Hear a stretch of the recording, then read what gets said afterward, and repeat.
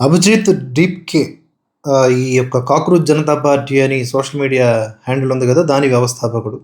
దాని ఫౌండరు. ఈ పార్టీ ఇంకా రిజిస్టర్ కాలేదు ఏమీ లేదు గానీ పార్టీగా ప్రచారం అవుతుంది. అదొక విచిత్రం. సో, అతను అమెరికాలోని బోస్టన్ నుంచి ఢిల్లీకొచ్చాడు. జంతర్ మంతర్‌లో వచ్చి రాంగానే నిరసన అని చెప్పాడు. అయితే ఇక్కడ సరే అతను రైజ్ చేసినటువంటి పాయింట్స్ గురించొస్తే విద్యార్థులకు అన్యాయం జరిగింది. దాని గురించి మాట్లాడడం వరకు ఓకే. కొన్ని స్లోగన్స్ వరకు ఓకే. కానీ మరి కొంతమంది విచిత్రమైన వేషాలతో వచ్చారు. ఆడనా తెలియట్లేదు, మగనా తెలియట్లేదు. పైపెచ్చు ఆజాదీ స్లోగన్స్ ఎందుకసలు? విద్యార్థులకి ఆజాదీ స్లోగన్స్‌కి సంబంధం ఏమిటి? కొంతమంది మీడియా వాళ్ళు క్వెషన్స్ అడుగుతా ఉన్నారు. అరే! మీరు ఎందుకొచ్చారు? మీ పర్పస్ ఏంటి? అంటే అమెరికాకి, ఇజ్రాయెల్‌కి మధ్య యుద్ధం జరుగుతుంది గదా! దాని గురించి మాట్లాడడానికి వచ్చాం. అది ఖండించడానికి వచ్చాం. అమెరికాకి, ఇజ్రాయెల్‌కి మధ్య యుద్ధం ఎప్పుడు జరుగుతుంది? అంటే బేసిక్ నాలెడ్జ్ లేదు. 9వ తరగతి, 10వ తరగతి విద్యార్థులు కూడా ఇందులో జాయిన్ అయినట్లుగా తెలుస్తోంది. దేశవ్యాప్తంగా యువత వచ్చేసి ఒకే దగ్గరికి చేరిపోతారు అనే భ్రమలో ఈ పిలుపునివ్వడం జరిగింది గానీ, అక్కడికి వచ్చినటువంటి సంఖ్య చాలా తక్కువ. దానికి తోడు అటు భాజపా వైపు నుంచి కూడా కొంతమంది విద్యార్థులు అంటే భాజపాకి సపోర్ట్‌గా వచ్చారనమాట. వీళ్ళందరూ కూడా గతంలో కశ్మీర్‌ని ఒక సెపరేట్ కంట్రీగా ఉంచాలని చెప్పేసి మాట్లాడిన వాళ్ళే. ఎవరు? ఈ కాక్రోచ్ జనతా పార్టీకి సంబంధించినటువంటి ఆ ముగ్గురు, నలుగురు వ్యక్తులు ఎవరైతే ప్రాచుర్యంలో ఉన్నారో వాళ్ళంతా కూడా.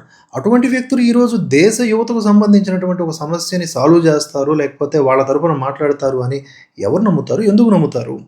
కనుక దాన్ని ఎండగట్టే విధంగా ఈ జంతర్ మంతర్‌లో జరిగినటువంటి ఈ నిరసన కార్యక్రమానికి వ్యతిరేకంగా మరొక నిరసన కార్యక్రమం కూడా అక్కడ జరిగింది.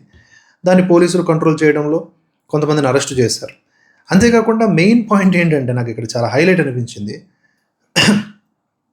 పోలీసులు ఒక 150 మందిని అక్కడ కెమెరామెన్‌లని అలాట్ చేశారు. ఆ కెమెరామెన్‌ల బాధ్యత ఏంటంటే ఎవడన్నా రాళ్ళిచ్చి కొట్టినా, ఎవడన్నా ఏదైనా పెట్రోల్ బాంబు లేదా అనుమానాస్పదంగా కనిపించిన అనుమానాస్పద స్లోగన్స్ రైజ్ చేసినా వాళ్ళని వెంటనే క్యాప్చర్ చేయాలి. అప్పుడు వాడి ట్రాక్ రికార్డ్ మొత్తం పట్టుకొని వాళ్ళు లోపలేస్తారనమాట. ఈ కెమెరాలు చాలా బలంగా పనిచేసాయి. పోలీసుల లాఠీల కంటే బలంగా పనిచేసినవి ఈ కెమెరాలే అని నేను చెప్తాను. దాంతో చాలా వరకు ఆజాదీ స్లోగన్స్ వచ్చినా దేశ వ్యతిరేకమైనటువంటి స్లోగన్స్ ఎక్కువగా రాలేదు. వచ్చాయి. కానీ ఎక్కువగా రాలేదు. విద్యార్థులకు సంబంధం లేనటువంటి స్లోగన్స్ వచ్చాయి.